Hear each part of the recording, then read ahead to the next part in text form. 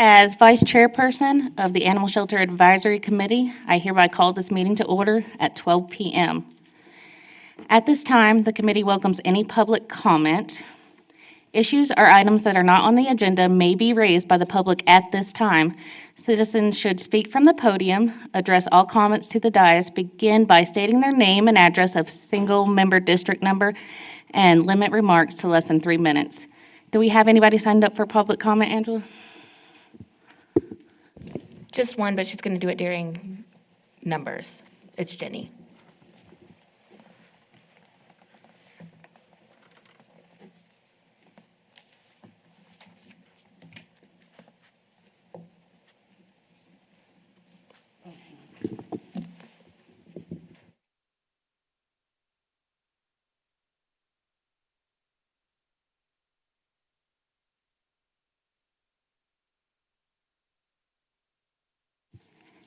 The next item is the consent agenda. Does anybody have any items to pull? Penny Roberts speaking. I would like your mic, please. I'm sorry, I thought it did. There we go. Penny Roberts speaking. I would like the consideration of the monthly shelter performance for October, November, and December pulled off the consent agenda so that we can look at those more in depth, please.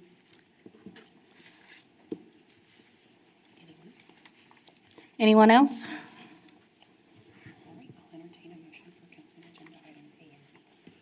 Okay, I will entertain a motion to approve the consent agenda items A and C. B, sorry, A and B. So moved. Do I have a second?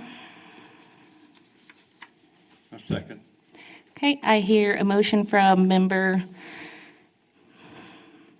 Roberts and a second. Roberts. Oh, Judge Oh, Roberts. I'm Judge sorry. Roberts. And a second from member Horton. All those in favor, say aye. Aye. Aye. All those opposed, say, same sign. Aye. Okay. And then consent agenda approved unanimously.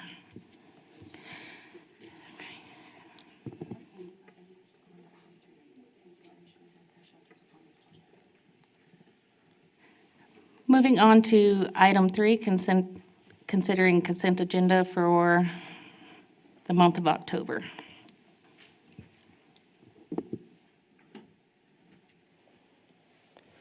Okay, so for October 2024, I have our aggregate intake and outcomes here. Our live release rate for the month was 79%, so a tough month there.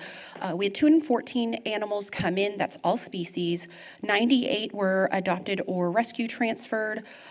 40 were redeemed by their owner. We had 13 wildlife releases, just a slow month for wildlife as the weather turns to colder months.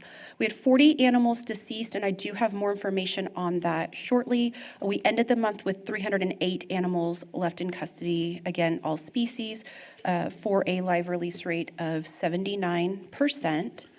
Of the 40 animals that were either died in custody or euthanized, 13 were cats, 20 were dogs, and 7 were other species. We had some sick wildlife for the month of October.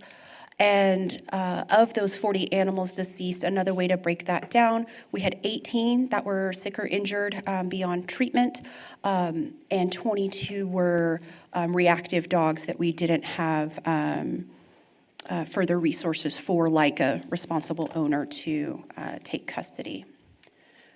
Animal services officers worked almost 600 cases.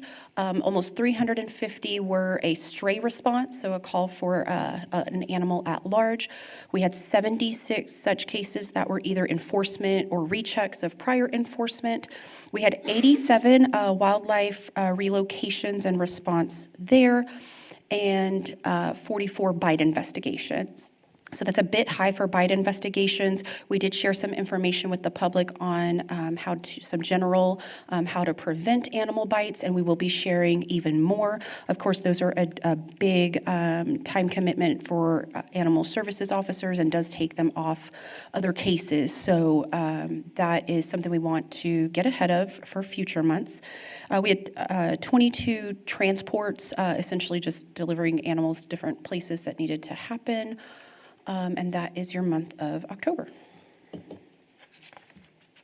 Were any of the, can I ask you a question? Of course. Okay, were any of the ones that were aggressive and were euthanized because there was not a responsible owner, were those dogs involved in family dog bites or stranger dog bites? Some, yes. Okay. Was there any criminal case instigated as a result of that? A bite investigation isn't criminal in and of itself. The bite victim may seek restitution, but if it's an unowned animal and there's no responsible party, the case is essentially dead in the water. Okay, so if someone's, okay, all right, thank you, you answered my question, thank you. And there's no action needed on that one, just, board discussion.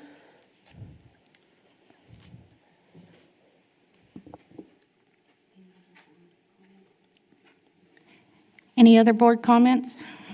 I have a question about transfers.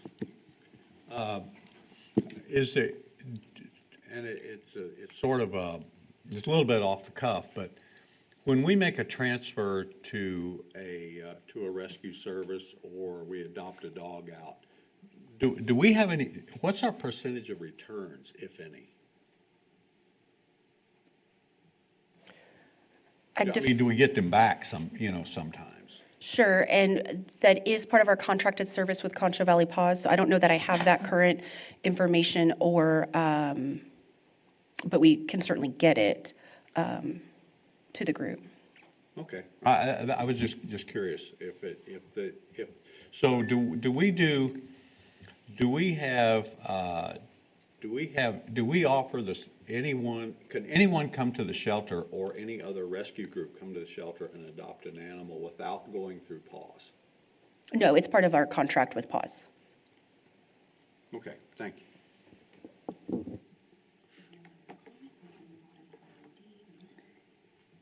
If no other comment, we can move on to item D, November's monthly shelter numbers.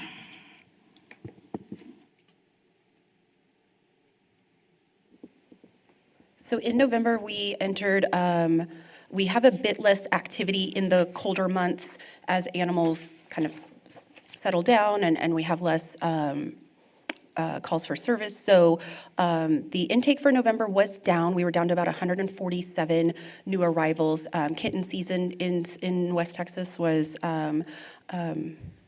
coming to an end in October, and we saw more of that in November, so that's a lot of what's driving that decrease in new arrivals. Almost 100 animals adopted or rescue transferred, 35 redeemed by their owner. We had 266 animals left in custody. That's all species, again, a good mix of cat and dog, and not much movement on our live release rate, just shy of 80%. Of the 35 animals that died, 12 were cats, 20 were dogs, and 3 were other. So we did see a decrease in our sick and injured wildlife. Gladly, another way to break that down, of our deceased animals, 20 were sick or injured beyond treatment, and 15 were aggressive, reactive, part of a bite investigation that needed to be tested. Some combination of situations that did lead us to determine the animal as aggressive and consider euthanasia for those 15 dogs. That was all dogs there. For the cases worked by animal services officers, as I mentioned, we saw a slight decline there, which we do see in November, December, January of every year. We were down to about 429 cases responded to by animal services officers. Again, the vast majority of that, 250, were a stray response. 52 were enforcement and recheck, 67 were wildlife relocation, down to 27 bite investigations, so happy for that big decrease, about half of the prior month, and 28 transports and 2 owner releases that they took in the field, also part of some compliance check there. Any questions from the board? Well, I don't know that it necessarily applies to this, but it's what made me think. So if a dog is injured, say somebody hits the dog on Bryant Thruway and somebody calls you guys and you'll go pick up the dog and the dog's injured. Are they injured to the extent that they can't be rehabilitated and that's why they're euthanized? Or, I mean, with the vet on duty or the other group that, I mean, I'm just for my own information.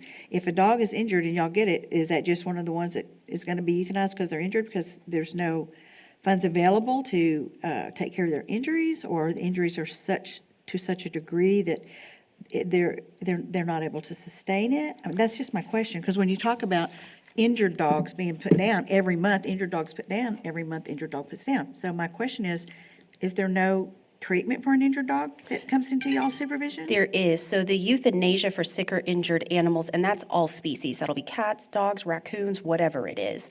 That is something that has been through an assessment. And whether that, so field services officers immediately responding to a call, maybe after hours, they alone in their own judgment do not make the decision to euthanize or not. It requires an approval process. So first, for such a circumstance like a dog is hit by a car on Bryant Boulevard, we're going to first try to attempt to identify an owner.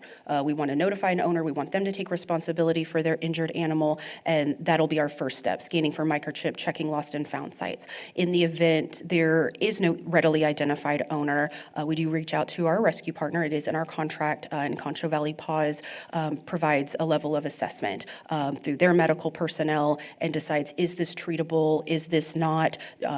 Can we fundraise for it? There's a lengthy process of that, but that doesn't mean it's an extended time period of process. We don't want an animal suffering just waiting. And so we bring it up. So we go through that approval process to see if it's treatable, and it has to be seen by some kind of medical personnel to determine, is it sick or injured beyond treatment? And so this could be, when I say sick beyond treatment, it could be a kitten with panleukopenia, feline parvo. It could be a dog that was hit by a car so severely. But by and large, PAWS steps up for our dogs hit by car and is able to provide rehab and fundraise for treatment and take on that burden. So the ones that are being euthanized because of injuries are not taken up by PAWS and they're left with y'all in the shelter? Even if they're treated, they're likely still on site with us. It's still our intake, our response, our case. We're still housing the animal. We're still honoring a stray hold, a legally required hold period, but they just may step in and provide whatever medical support. If it's something really advanced, we'll just work through that on a case-by-case basis. But either way, even if PAWS steps in to provide medical support, it may still be on site with the city facility. Okay, thank you. I have another question, directly to Morgan. If in bite investigation incidents, is the police department obligated to share their report back to you? If police is first on scene, for example, if it's after hours, they're not doing a report per se. There's just a log that they responded to a call for a bite, held the scene until animal services could be there. So they readily share their reports with me, but for a bite investigation in particular, they're not going to have much data or detail. they're happy to share it, but we're primary on that. We do the work of collecting evidence, providing the necessary legal notices, each of those items. Okay, just as an opinion, I would love to see that treated the same way as an assault by the owner of the animal. And that's not being vindictive toward animal owners, but there's a point of responsibility. I mean, the medical bills and the cost of the investigation can get dramatically expensive. Just a statement. Any other questions or comments? No. Let's move on to monthly shelter performance numbers for December 2024.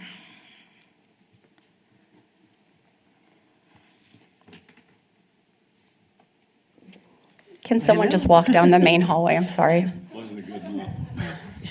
Thank you, Kathleen. Very dark. Their motion sensor, and y'all have been I thought we were delightfully getting a movie. attentive. I was like, oh. Thanks, Lorelei. And there's light. Yeah. And I'm so sorry, was there any public comment for November before we move on to December? Do you want to ask Angelo? Was there any public comment for November before we move on to December, Angela? No. Thank you.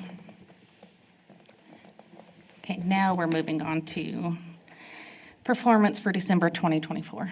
Thank y'all. Okay, so further decrease in our intake, again, just naturally year over year, we see this. We were down to 159 animals coming in, 102 left by adoption or rescue transfer, 37 were redeemed by their owner, 5 were wildlife released, 23 were deceased, 275 animals left in custody, and we did see a dramatic increase to our live release rate. That math worked out to just over 86%, so moving in the right direction there. Of the 23 animals that died, again, as the winter weather, we did not see as much activity from wildlife, so zero of any other species. We had 4 cats that died or were euthanized and 19 dogs. Of the 19 dogs that were euthanized, 15 of them were due to aggression, and the remaining animals were due to sick or injury beyond treatment. You know, what we can treat in-house under our own protocols and what PAWS can provide as far as, you know, advanced and emergency medical. With the December activity, we had 370 field services cases, so animal services officers' response. 224 were a stray response to either dogs or livestock at large. We had 47 enforcement and recheck, 49 wildlife relocations, 28 bite investigations, so about static with November, and 20 transports and 2 owner releases in the field from animals coming in as part of an investigation. Do we have any questions from the board? No, Do we have any questions from the board? no, thank No. you.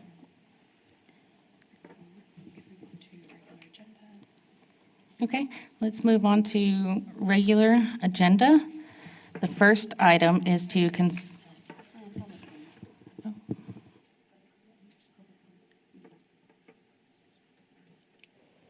Sorry, Angela, do we have any public comment? Yes, Jenny Wilson. Thank you. It's a good thing she loves me. Good afternoon, I'm Jenny Wilson with Concho Valley PAWS. And I just wanted to take this opportunity to kind of give you all some information on our programs and some of the outcomes the live outcomes that we've had. Because Morgan's numbers reflect what's happening at the shelter, but I wanted you to have the information of what we've done at Concho Valley PAWS for 2024. So we had over 497 pet owners referred over to us for program support. We call that our intake diversion programs. Those were owners that were looking to surrender their pet to the shelter, but they were referred to us for program assistance. So we have our Second Chance program, which is a rehoming program, our Mommy and Me, which is a rehoming program. And those are people that were referred over to us for those conversations. Of that, I can report that we have on average monthly 36 animals enrolled in Second Chance, and on average about 12 puppies a month enrolled in the Mommy and Me program. So we're still looking to grow those programs and to encourage people to participate in those, but that prevents those pets from entering the shelter ever, and we're able to ensure, especially in the Mommy and Me, we fix the mom dog, which in most cases is an owned pet. So we're returning that owned pet to the owner all fixed so that we don't repeat the cycle. And then we ensure that each of the puppies is fixed before the puppies are placed in their new homes. So we've kind of closed out that cycle for that mom and her offspring. So I wanted you to know about those programs. As far as the number of animals that we transfer into our facility, our Stephen Dog Dorms, from the shelter, we transferred 1,354 dogs last year from the city shelter into our facility. We did 1,691 adoptions, and unfortunately, our transports that we transport outside of the city of San Angelo, whether it's a state transport, an international transport to Canada, we're seeing those numbers kind of decrease because there is a population explosion that is kind of nationwide. But we did transport out about 258 dogs in 2024. I miss the days when that number was in the thousands, and I hope we get back there again. But again, I think the whole country is kind of feeling the pain of some population growth. And then I wanted to touch on, if I may, since it was on this agenda item that the questions came up, you had asked about how injured animals are handled. And so primarily we get a lot of calls for hit by car dogs after hours. And there is immediate response to that as much as we can provide if we can locate a vet to see the dog. So some of the numbers I think Morgan is reporting on hers may actually be dogs that died in vet care too. Sadly, that's pretty, I don't want to say that happens all the time, but it happens because there's internal injuries a lot of times when we're dealing with a dog that's been hit by a car. But we do provide the treatment. The dog returns to Morgan for its stray hold. If it's not claimed by an owner, then the dog moves into the adoption side of the program. But we do provide those. So anytime that we're involved in a euthanasia, or we've aligned ourselves with the shelter on the euthanasia of one of those pets, if it wasn't done at the vet's office, it was because the injuries were so significant. And sometimes you can tell if they're going to survive a hit by car. And sometimes they look like they're going to be fine, and they die at the vet's office from internal injuries. So it's a tough call to make. But it's part of our contract that I'm proud that we're a part of, because it takes that burden off of the animal control officer that may or may not have the training to make those calls in the field. And so we work with area vet clinics, and we also have our own vets on staff, and it's just who we can find after hours to line up with those emergencies. And then I think Mr. Horton had a question on if rescues could pull from the shelter. We are the contracted vendor for the city, but we encourage other rescues to pull. We will assist with that, and the benefit to that is there's no charge to any rescue that wants an animal. We provide a vaccinated animal, and we can assist getting the animal spayed or neutered with that rescue at sometimes an even more reduced cost than they have. And we do that for especially our partners in Canada. We do that for many of our partners throughout the U.S. as well, and that is offered to our local rescues as well if they're willing to pull from our shelter and be a part of life saving. Thank you so much. Any other public comments? No. Moving on to the regular agenda, the first item is to consider election of chairperson and vice chairperson to terms ending in January 2026. So local ordinance does require an election at our first meeting of each calendar year to select a chairperson and vice chairperson to support the committee. That is for a one-year term. And so our current vice chairperson is rolling off this meeting. And then into our future meetings, we are looking for members to step into these roles.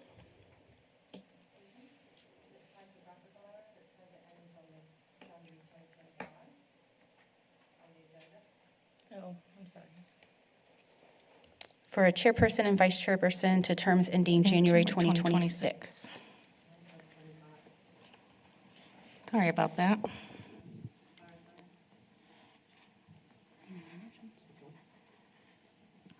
Any motions?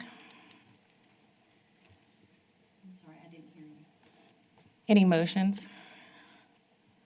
I welcome a motion nominating a chairperson and vice chairperson. I'll make a motion that Roger be nominated for chairperson. Can you turn your mic on, please? I make a motion that Roger be nominated for chairperson. It's still. Maybe you change. There, third time's the charm. I make a nomination that Roger be nominated for chairperson. Do you have a second?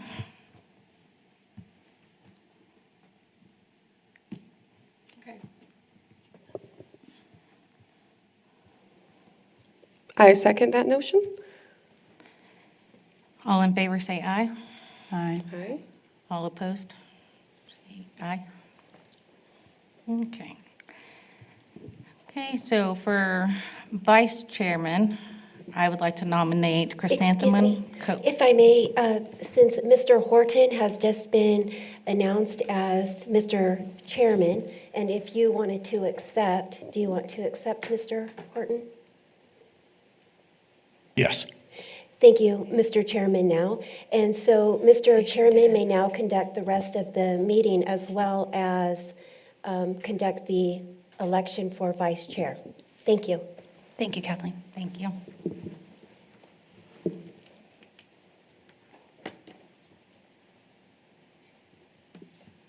Well, this will be interesting. That is interesting as my first time.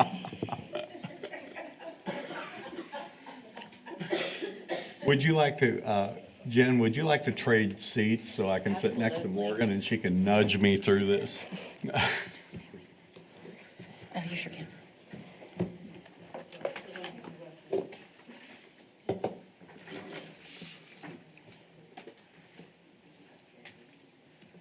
There is a cheat sheet. Thank you.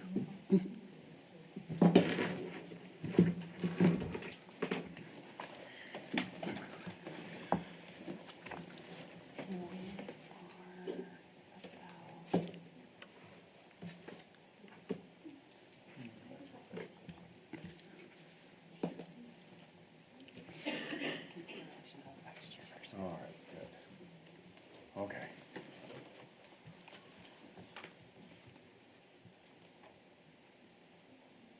It's so sensitive. I got it. Yeah, So okay.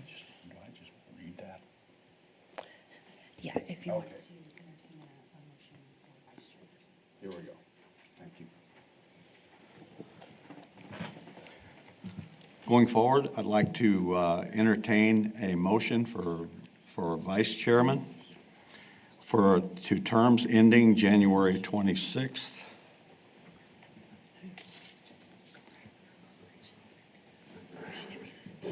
Do we have any nominations? I'll self-nominate for vice chair. I will second that. And I'm sorry, I didn't hear. Who were you nominating? Herself. Okay, thank you. And any, are we ready to vote for that? All in favor? Aye. Aye. Aye. Motion carries.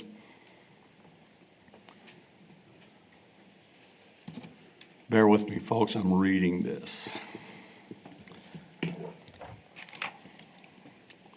So you'll Next on the agenda, discussion and possible action of state and local requirements. Okay, very good. This can be yours. Thank you.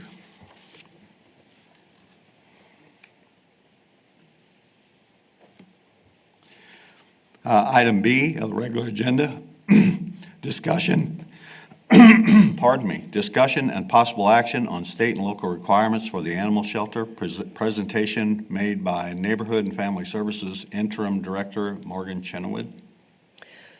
So what I've got before you today is just more information on the items governing our operations, both of this committee as well as animal services operations in the shelter and out in the field. And so we will get through as much of this as we can today. Much of this can be considered at future meetings as well. But just as we start delving into it, our main focus is going to be Texas Health and Safety Codes 823 that says it governs animal shelters, but really has a lot more in there. 826, that is over, it's called rabies. It's really about rabies control. And Chapter 829, that's over animal control officer training. The local ordinances that the City Council has adopted in cooperation with these state chapters are local ordinances. All of Chapter 3 is animal services, but in .01, .006, 7, and 10 governs a lot of what we do locally to comply with those state mandates. So, Chapter 823, I mentioned a bit of that already. It does have housing and sanitation requirements in Chapter 826, which we will get to shortly. The animal control, it mentions animal control officer training requirements of Chapter 829, which is why I included those in this agenda item. To pick just one chapter and talk about it is tough because they all lean on each other really.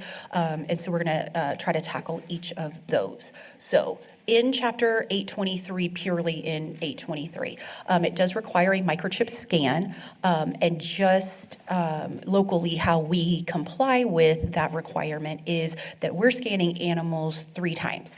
First on intake, either by the animal services officer in the field or by shelter staff at drop-off. If the microchip is identified in that first scan, no further action is needed. But in the event a microchip isn't identified, we do a second scan during the physical exam by shelter supervisor. We call that in processing, but that is when that second scan happens so quickly after the animal's arrival. The third scan happens when the animal's leaving the facility. So for example, when an owner comes to redeem their pet, it is leaving with a microchip. The owner also will scan again just to be, triply sure that that animal does not yet have a microchip. Then if an animal's leaving on adoption or foster, our rescue partner is scanning before implanting a new microchip. Also at euthanasia, so if an animal is leaving the shelter by euthanasia, we scan before injecting any drugs just to be super clear that we didn't miss something or we didn't assume anything. And in the event a microchip is found, at that point, we halt all outcomes and go back to the research and figure out what is going on. So that satisfies the state requirement there. The next is why we're here today. Section 5 of this chapter creates the advisory committee, actually mandates that the city council creates an advisory committee. And it asks that we create the advisory committee to assist in complying with chapters 823, 26, and 29, and that the group must meet 3 times annually. State law says that the committee must include a veterinarian, a county or municipal official, a person whose duties include the daily operation of an animal shelter, and an animal welfare representative. So those are requirements across the state. Any animal shelter advisory committee you see in other communities is going to have at least these required positions to be compliant with this chapter. Since the City Council was required to create this committee, they did so in Local Ordinance 2.07.13, and they went on to add 3 citizen representatives so that The committee mirrors the council as far as having 7 members.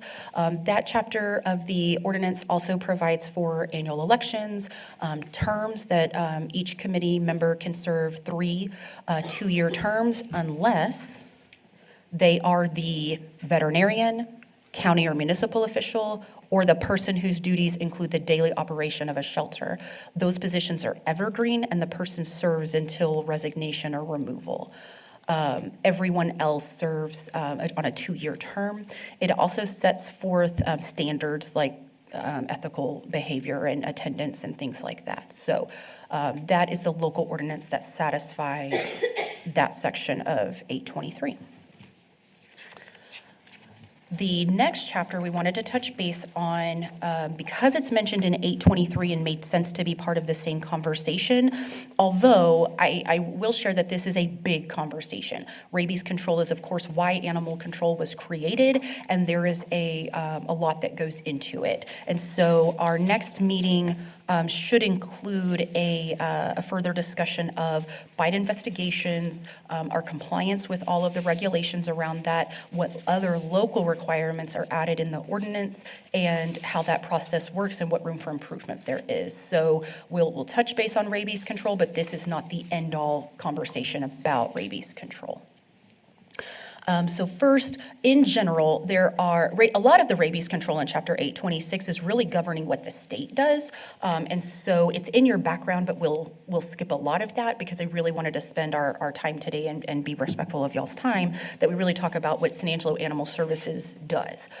So we defer to the state when it comes to any kind of rabies control program, declaring any kind of epizootic zones, and supporting victims of non-negative specimens, which I'll speak to briefly, but that's really just to say that if we have a biological specimen that is submitted and isn't negative, it's either positive for rabies, the test was inconclusive, then we would connect that with the state for that personnel to make sure that the bite victim is getting the care that they need. So we'll have more information on that shortly, but that's kind of what that means. Section 17 of this chapter designates a local rabies control authority. It says each county shall designate a control authority. And so from the city side, the council has adopted ordinance 3.01.006, designating me specifically to be the local rabies control authority. And so the state's provides that can be a health officer, an animal control officer, a peace officer, or other personnel deemed appropriate. And so I kind of fall in that last category. And so when the city ordinance actually says it's the shelter director that shall be LRCA, which is not really a job title we have anymore. And so for my appointment specifically, we took it to the city council in a resolution to just be super clear that we're compliant on that. But after being assigned LRCA under that section of the code, I also further went on to get my animal control officer certification, and I do maintain that just so there's that additional level of expertise and information to speak to the legislation there.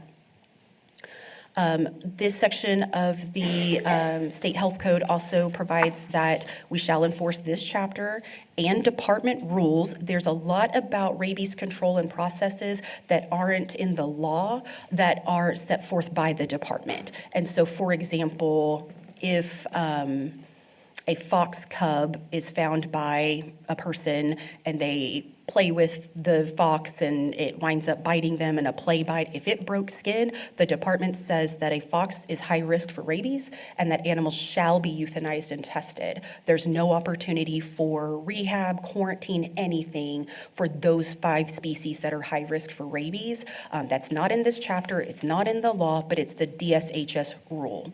And so we have to comply with that even if we see, a healthy animal, just because foxes are higher risk for rabies. So that's one example of When the department says that, we shall do it. We also shall enforce local ordinances. So of course, our primary citations issued over the last couple of years, of course, has been for failure to spay neuter. But we give a corrective action and a deadline to get rabies vaccine as required by local ordinance, microchip as required by local ordinance, secure enclosure, any number of items there. And so that falls under me to make sure that that's happening through our team. Section 21 of the code requires vaccination of dogs and cats at 4 months of age, and then boosters thereafter. They use a lot of words to say boosters thereafter, and really we're just going to defer to the medical professionals. We're going to say, if your veterinarian says it needs a vaccine at 4 months, 12 months, and every year after, great. If it's eligible for the 3-year vaccine, great. We just require the rabies certificate signed by a licensed veterinarian in Texas, and we're not going to pretend to be veterinary professionals. We're not going to micromanage their process. If a veterinarian signs off that it is a current rabies vaccine, that's what we use for proof of compliance. So local ordinance reiterates that, says that dogs and cats over 4 months of age have to be rabies vaccinated, but it also adds pot-bellied pigs have to be vaccinated inside city limits. So that's that additional requirement set forth by the ordinance. So section 25 really falls under the state to administer, but we do run into this regularly, so I wanted to speak to our role here. So section 25 states that the Department of State Health Services may provide a vaccine or hyperimmune serum to persons exposed to rabies. So if I have an individual that was bitten by an animal and I get a non-negative specimen from the lab, meaning the animal was either positive for rabies or the test came back inconclusive, which is rare but can happen, we're going to connect that bite victim with the state. And DSHS will arrange appropriate medical support. Ideally, they're working with their medical provider. They're getting recommended to get the post-exposure series of vaccines.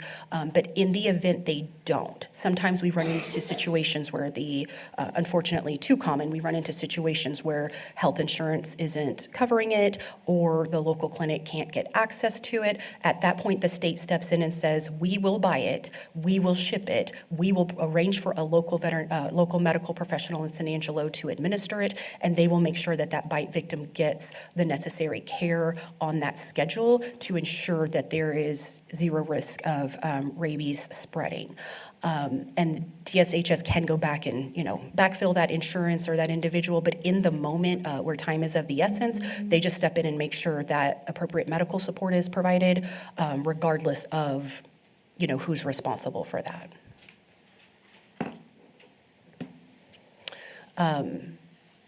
Section 31 of this chapter requires registration of dogs and cats by local government, that we may adopt an ordinance, and San Angelo did. In 2014, we adopted an ordinance requiring registration by microchip. That does not have to be the city's microchip, but it is a $13 implant fee and no annual fee, so that is offered at a low cost to help improve compliance with that requirement.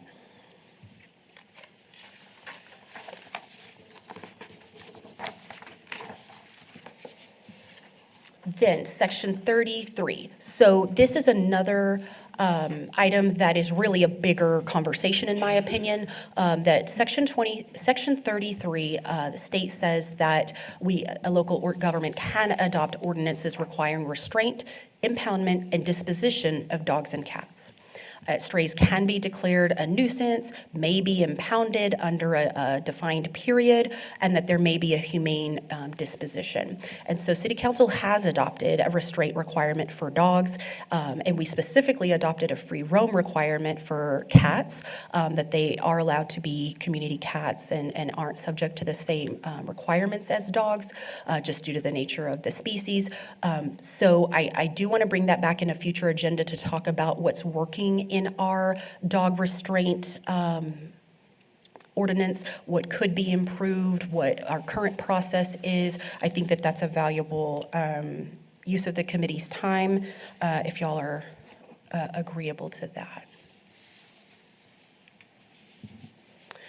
Section 41. So as I mentioned, so that this is really a very big conversation. So sections 41 and 42 about rabies investigations and quarantine of animals.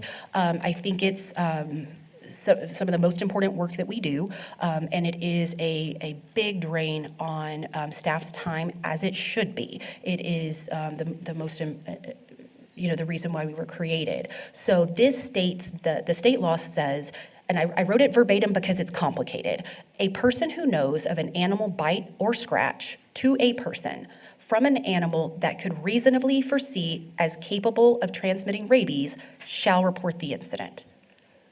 Well, the average citizen does not know what's reasonably capable of transmitting rabies, and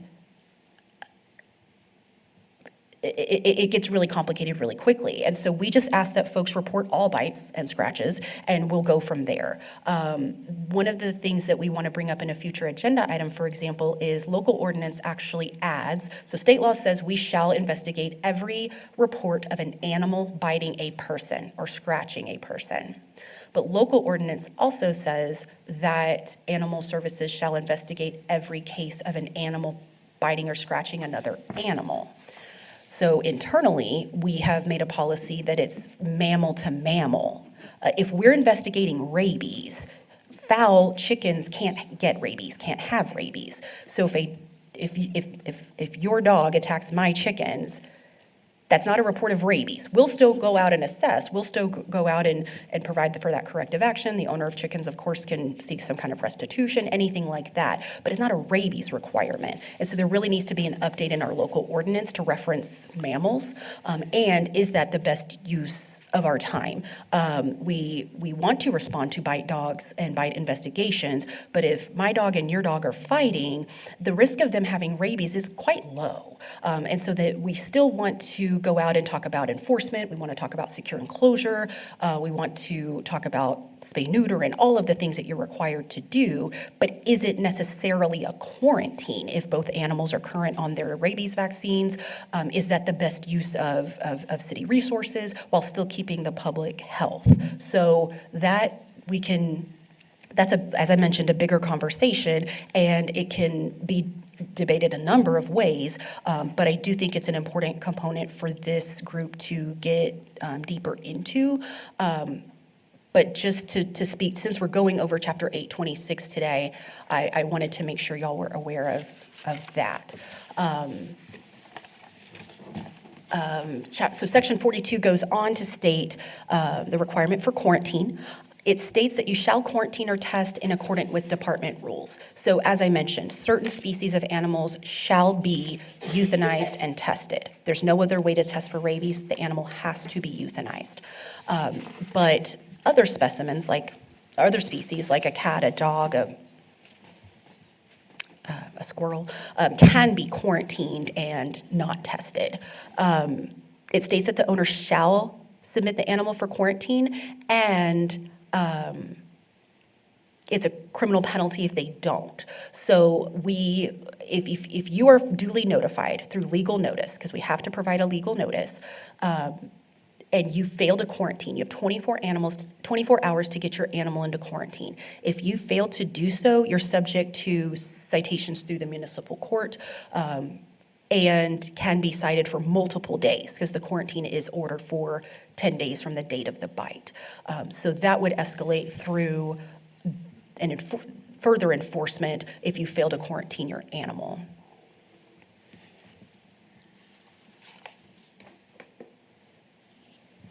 So as an animal leaves quarantine, it states that if a veterinarian determines that an animal does not show clinical signs, the LRCA, me, the local rabies control authority, shall release the animal to the owner if the owner has an unexpired rabies certificate or is vaccinated against rabies. So we require the owner to get their pet vaccinated for rabies if they do not have a current certificate upon release from quarantine. If a veterinarian determines signs of rabies, and we would determine that at, sometime during the animal's 10-day quarantine, that can happen on day 1, it can happen on day 9, but at any point during that quarantine, if the animal starts to show signs of rabies and those early signs of rabies, we shall euthanize the animal and test it.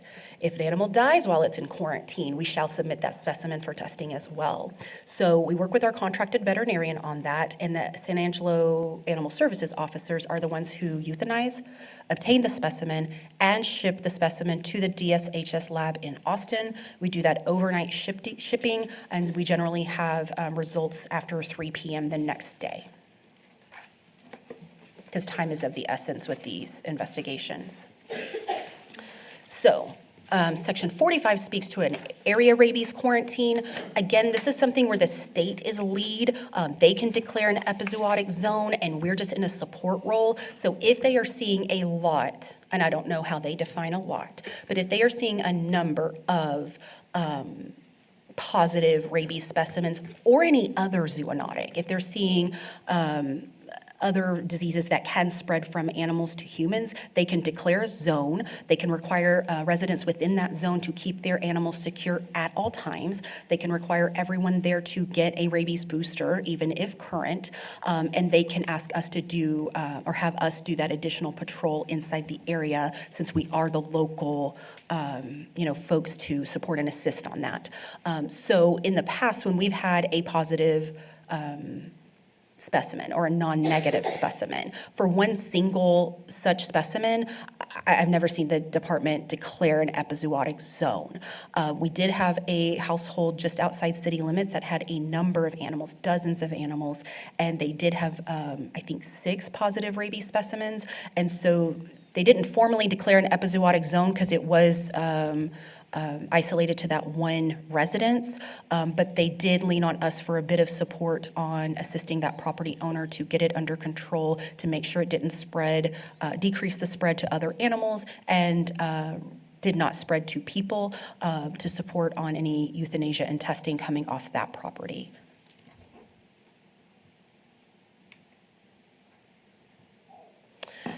So Section 51 states that there are minimum standards for a quarantine and impound facility. So your local shelter is both a quarantine and impound facility, and that the department shall adopt rules. And so the details are stipulated in our annual inspection, which is on our website, transparent for everyone to see, and we pass our inspection and get licensed each year in accordance with the minimum standards. The minimum standards are quite dry. They're things like we can't house different species in the same kennel, or we can't house sick animals with healthy ones.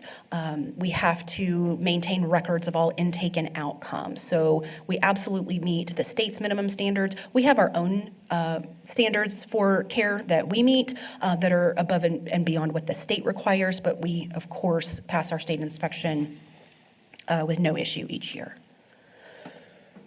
And we pass that inspection, so it says that we shall employ a veterinarian to inspect our facility. And that's not a local veterinarian. It'll be an employee of the Department of State Health Services. They provide that service to their regional shelters at no cost. And so they may inspect our quarantine and impound facility at any time to determine compliance. But they do it at least once annually. And we meet with those folks and do a walkthrough and show them our records and let them have full access to the place to confirm all of our compliance there. And as I mentioned, I've been in this role almost 8 years now, and each and every year we've passed the inspection with no concern. So that wraps up Chapter 826 about rabies control. We get into the last code that is referenced in 823, that is Chapter 829 about animal control officer training.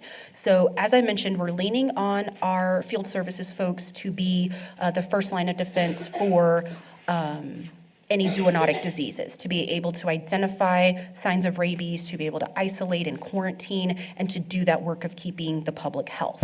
And so because of that, they actually codify how these folks are certified and trained to do their job. So state requires that an animal control officer, locally we call them animal services officers because they do more than control, but they must complete a basic animal control course within 1 year of assuming the role. Does that mean the day they started? Does that mean the day they were sworn in? Does that mean the day they were riding by themselves and on the job training? We interpret that internally as the day they're sworn in, which is generally within a couple days of hire. So they also must obtain 30 hours of continuing education during each 3-year period.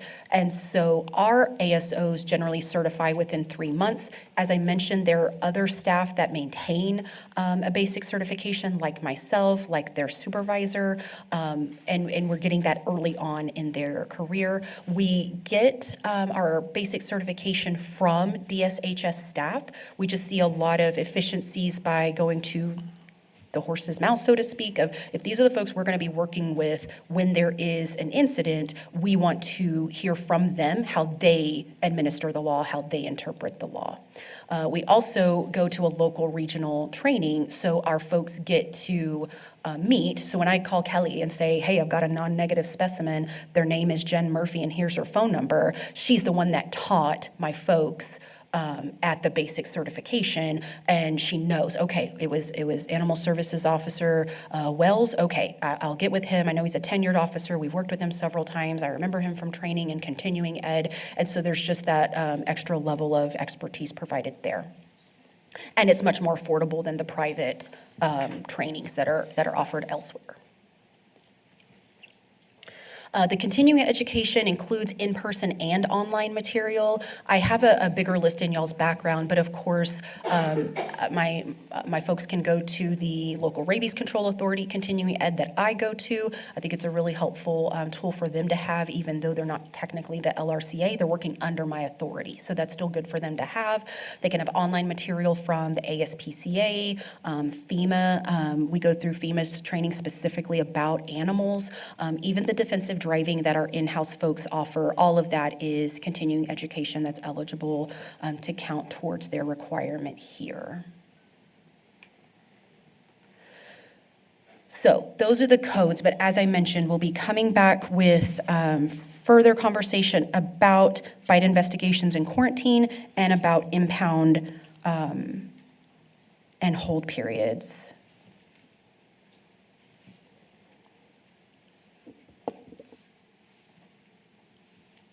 If you want to take any questions from the committee. Are there any questions about Morgan's presentation to the committee? I'm wondering if during our conversation about barriers, which I think was from March, if that might include like some elements of the bite conversation, just like, I feel like one of the barriers might be public education, and just kind of talking about responsible dog ownership and that kind of thing. So maybe that Yes. can like tie in I some think way. it's fair. The vast majority of bite investigations we respond to, I mean, of course, there was some failure, right? Whether their dog was no longer secure or they invited people into their house and their dog reacted, or there was something that, and if it's something as simple as 70% of bites are perpetrated by unaltered male dogs. Well, we've got a local spay-neuter ordinance. What barrier prevented the household from being able to take advantage of spay-neuter services? Because that alone would decrease bites in our community. So I think that's completely fair. I appreciate that. Are there any other questions? Well, before we move on to, I hope I'm doing this correctly. Before we move on to item C, I'd like to entertain a motion to further review the registration and restraint policies. It can be just direction to staff. Direction to staff. Yeah, it doesn't have to be minuted action, but I hear you. So a future discussion or review of our registration requirements and practices? Am I? Yes. I don't want to assume. Is that Yes, fair? you're Okay. correct. Practices or policies, and since the two are tied so closely together, the restraint policies and practices also. Got it. And in conjunction with that, and since the Animal Services Committee by bylaws reports to the director, then in the spirit of an advisory committee, service, I would like to see the director find or appoint potential volunteers to help in the reviews and policies and whatever comes along with that. Sure. And we have a provision in our bylaws for a subcommittee, and it doesn't even have to be that formal, but yeah, individuals stepping up to delve deeper into these topics, I hear you. Yeah, as long as I just want to make sure we stay consistent with the Open Meetings Act and with the bylaws. For sure. And before we move on, if you want to check with Angela if there's any public comment.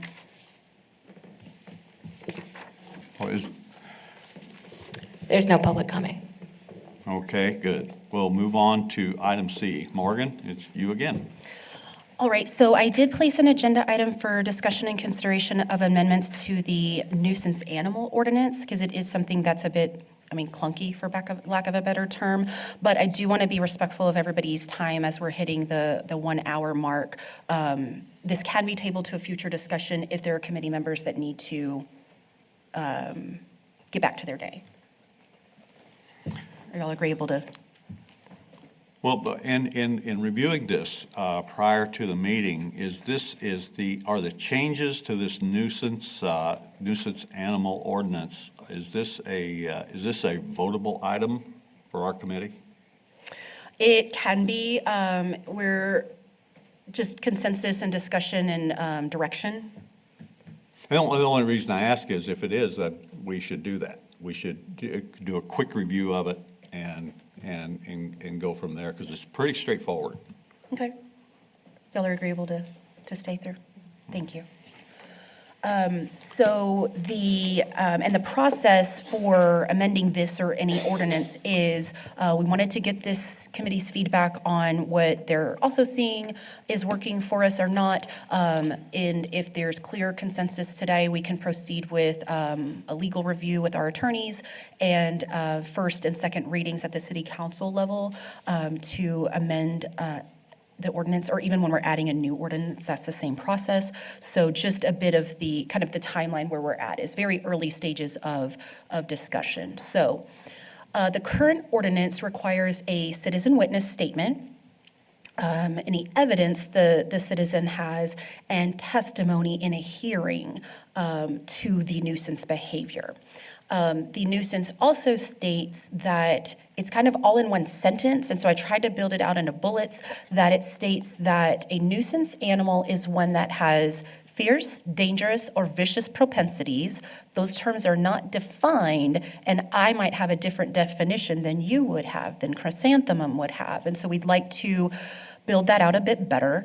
It also defines a nuisance animal as one that has bitten, scratched, or attacked a person or other animal.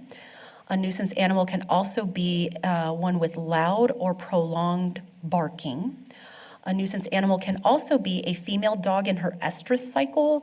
And this section of the ordinance is quite concerning to us because it actually states that if a female dog in her estrus cycle is at large and an owner is not readily available, that a peace officer or an animal services officer may dispatch the animal. That is not something we're comfortable with or thinks really serves our mission, so we would recommend something about that be reviewed and edited. One of the things that we thought was really valuable to add, it also states that we can euthanize animals with rabies without notice. And so we would recommend removing any reference to that. We do not know if an animal has rabies unless it is deceased and has been tested. So it's really an unactionable part of the ordinance. We also, we recognize the threat to the public health. We recognize our role in serving the public health, but we believe there is always room for some kind of due notice for an animal that's escalating to needing to be tested for rabies. So It doesn't state that such an animal is a nuisance. It just states that we can euthanize it without notice, even if it's owned. And so I don't even know if this belongs in this section of the law, which is why we would recommend removing it here. We would also add, and we reviewed it, just staff internally, just to start this discussion. We reviewed other municipalities' ordinances. We reviewed IMLA's model ordinance, International Municipal Lawyers Association. Am I saying that right? IMLA? Something. A professional organization that writes ordinances for a living. And so we took kind of a combination of what we're seeing locally, what these other groups are doing, and what kind of the model is, from attorneys who look at this. So one thing we wanted to add was dogs or livestock that are at large 3 or more times in one single year, a rolling 12 months. Your dog may not be biting people. Your dog may not be barking. Your dog may not be all the things on the prior slide. But if it's at large more than 3 times in a year, it's a nuisance to me. It's a nuisance to the neighborhood. It's still creating a problem. And so we'd like to see something like that considered. We would also add animals which damage soil or defile property. That comes up in a number of cases in a variety of ways and can be really any species. Similarly, animals which produce offensive odor or unsanitary conditions. There are cases that we refer to the health department, for example, but we just need something that's more enforceable, something that really gives us the tools we need to order some kind of corrective action there. Similar to that first bullet, just animals which chase pedestrians, passersby, passing vehicles, or bicycles. So maybe your dog hasn't been out 3 or more times in a year. Maybe it was loose 1 time last year and 2 times this year, but it's chasing people, it's chasing passersby, and it may not be biting. It's still a nuisance in some people's opinions. So those are the 4 kind of criteria we would recommend adding on top of dangerous, bitten, prolonged barking.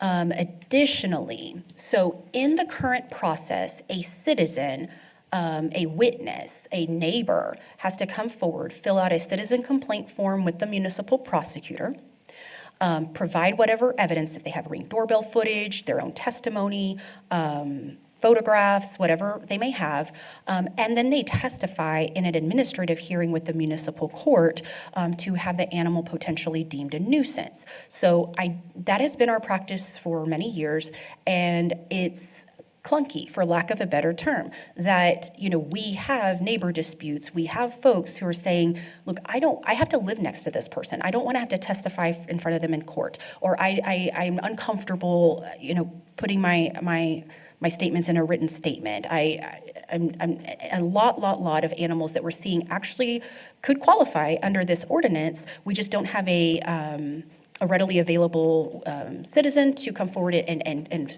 pursue that process. So we're finding out how other communities are doing it, but in their code it says that the animal services officer is the witness and orders the corrective action. And we would like, and then if nothing is satisfied, then it can still be called into an administrative hearing with the court, but the animal control officer is the one testifying. They're the ones with the expertise. They're the ones who are seeing the dog at large. They're the ones that have the historic cases to be able to say, your dog was at large 7 times last month, well beyond what we might consider in this ordinance. And so it's not that we don't need that citizen input and eyes, in the neighborhoods where they're at, much many hours a day than we are, but just to take that burden off of citizens, where it creates like a neighbor dispute and a potentially hostile situation. So we wanted to explore that, and again, just clearly define what does San Angelo say is potentially dangerous, vicious, and dangerous, and just provide for those definitions in the ordinance.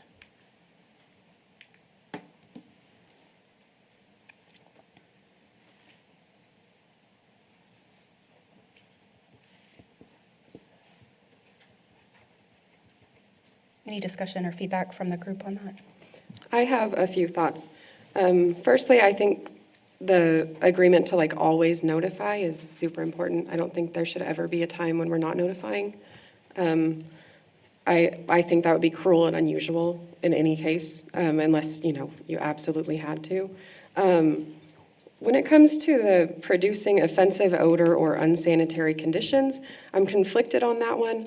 To me, that, again, might tie back into access barriers. It might tie back into, and I don't know exactly, what you're referencing when you say that, but, we have people in our community who maybe are struggling to afford proper pet care, or again, need to be educated on how to properly care for your animal. And I'm wondering if whenever ACOs go out, are they asking about other resources needed other than like animal care? Because, there's this direct link between animal neglect and cruelty and then human violence. And people are much more likely to report animal cruelty or neglect than, if someone else in the house is being assaulted. Like you said, it should be treated as an assault, and I think that ties into this as well.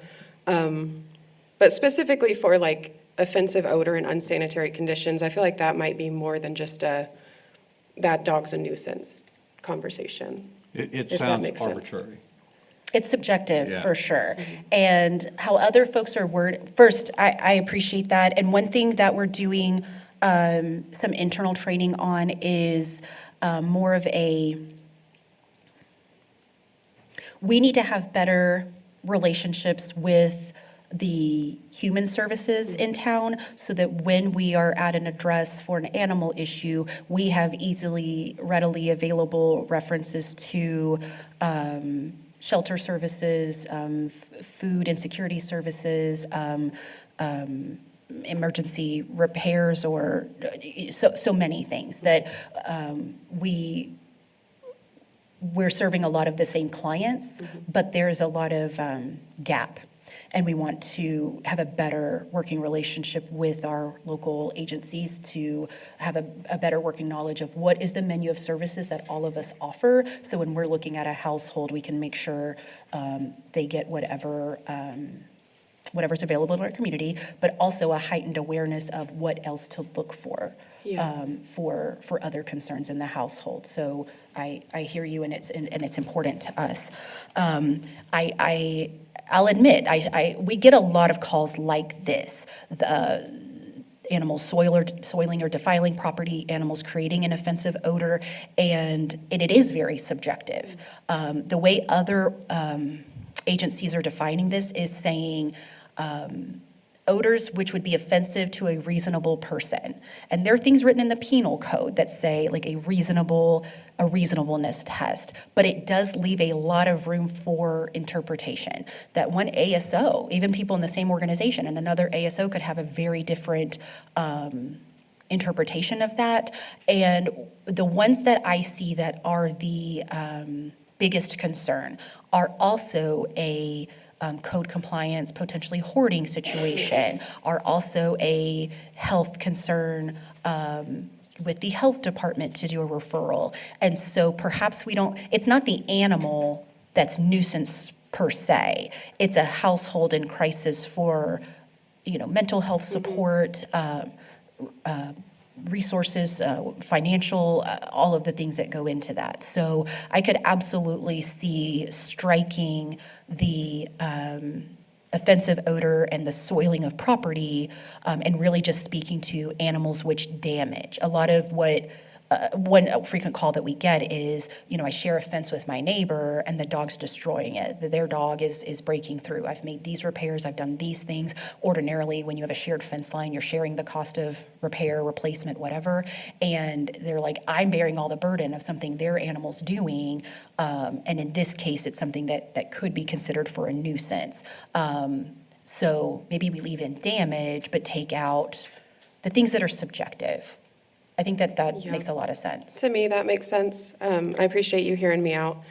And I know that this can be like a future conversation a little further, but I'm wondering if you would be open to maybe if I started putting together a list, like a packet, a resource list for your ACOs to potentially, and we can go over it together or even with them, and talk about those resources that are in the community.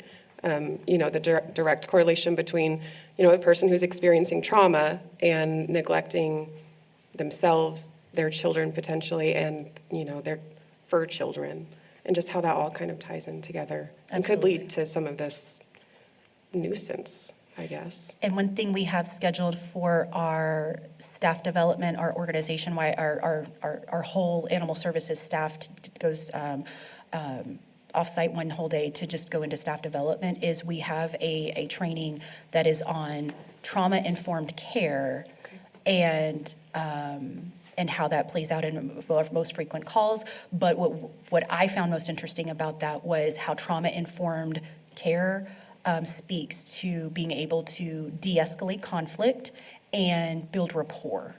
That, we're called the Animal Services Division, but we exist to serve people. We didn't create rabies control because we loved a cat. We created rabies control because people can't get rabies in our country. It just can't happen. And so that's a really important component of some upcoming training we're doing organization-wide. But I think having those additional resources and knowledge for ASOs, the specific folks in the field, I think would be really valuable. Okay, thank you. Well, allowing for chrysanthemums and Morgan's dialogue, what's the best way to move this forward? I think generally speaking, it's a good idea. And I certainly wouldn't want our committee to hold it back. Okay. And I don't know the best way to keep it moving. If we have general consensus from the group to proceed as discussed today, our next steps would be to convey all of this to city attorney for review and drafting an ordinance. Is that with or without the odor and all that? We would look to the majority of the committee for consensus, but I think Chrysanthemum and I are happy to consider removing that. If the rest of the group is supportive as well, then that's how we'll proceed. I definitely would be supportive of that. Okay. I agree. I will be supportive of removing that.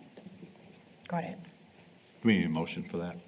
If I may first receive clarification, if you are directing city staff, specifically the city attorney's office, to review this particular part of the City of San Angelo's animal ordinance in regards to nuisance, if you are reviewing for implementation or review for further discussion and review from our city attorney's office to ensure that we are complying with what we believe might be legally enforceable. Would implementation have to come through city council? It would. It can also come So- back here. So if we work on a document, and Kathleen, help, I hope I'm clarifying and not making it more complicated, so I'm sorry, keep me on track. I think if staff goes off this conversation, off mic, adjourns this meeting to go and work on a document that we find to be legally, holds water, I'm sorry, and appropriate and meet standards and enforceable, then it can come back to this group for review before being introduced to the city council. That is that fair? That the attorneys may find that what we think is a good idea is not the best legal way to proceed, and we would of course defer to that. We trust that judgment. But if it's considerably different than what we talked about today, or just in general, if we want to bring back the document, the ordinance, once it's ready to go to this group to say, we got your feedback, this is what we've drafted, this is what we're recommending move forward, that can be a step in the process. Does that provide clarification? Yes, I believe that the opportunity for the city attorney's office to review would assist in, for instance, if you wanted clarification in the definition of some of the words, that would allow us the opportunity to maybe present some of the definitions that you are looking for. Without that, I do not see where there were proposed definitions that you were looking to change. So that might allow us the opportunity to review that. For instance, what is dangerous dog? I believe that the Health and Safety Code has already had a definition of what is a dangerous dog. And so I think that without the specific identification of what a dangerous dog is in the city code of ordinance, we refer to the health and safety code, what is considered a dangerous dog.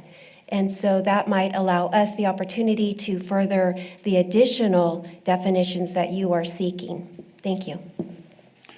So in order to progress that, then do we need a motion from the committee to authorize that? Or We can, or a we general can't? consensus to General staff consensus to move is forward? satisfactory as well. Basically table it until you're done?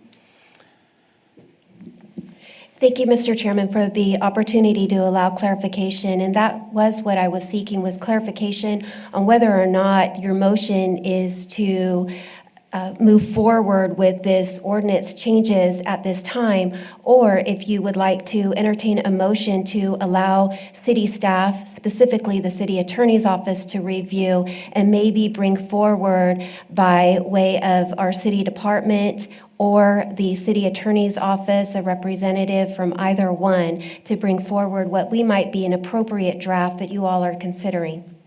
Then in that spirit, I would seek a motion to progress this to the city attorney's office for review. Thank you, Mr. Chairman. That will be noted, and we might also consult with the other city departments, particularly with Animal Services, and have a discussion on that and maybe bring something back to you all. Do I hear a second for that? I make the motion. Okay. He made a motion. We already have a motion? There's a motion on the floor. He's looking for a second. Are we amending the motion to include, or, No, we're basically sending it back to the city attorney's office for clarification of basically item 3. all right, then I will second the motion to send this proposed animal ordinance back to the city attorney's office for clarification of terms and review. Is that correct? Was that what the motion was?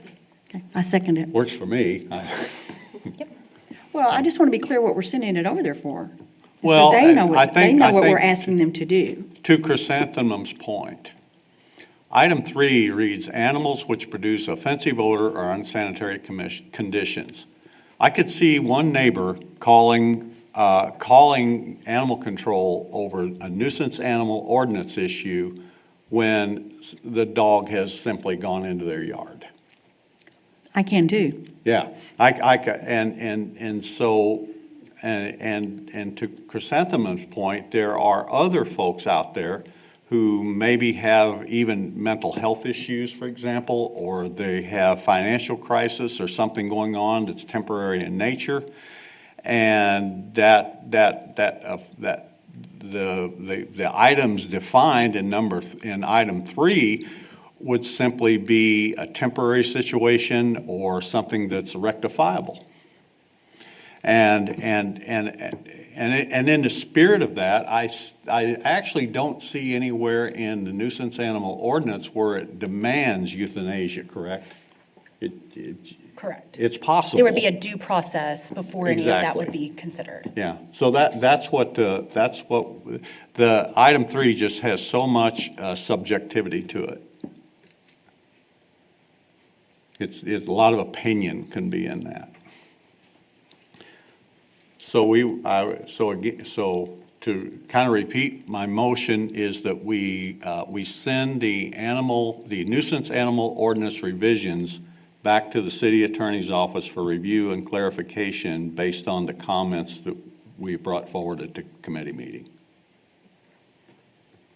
Yes, I believe I that's the second that. motion on the table, yeah. Okay, all in favor? Aye. Aye. Motion carries.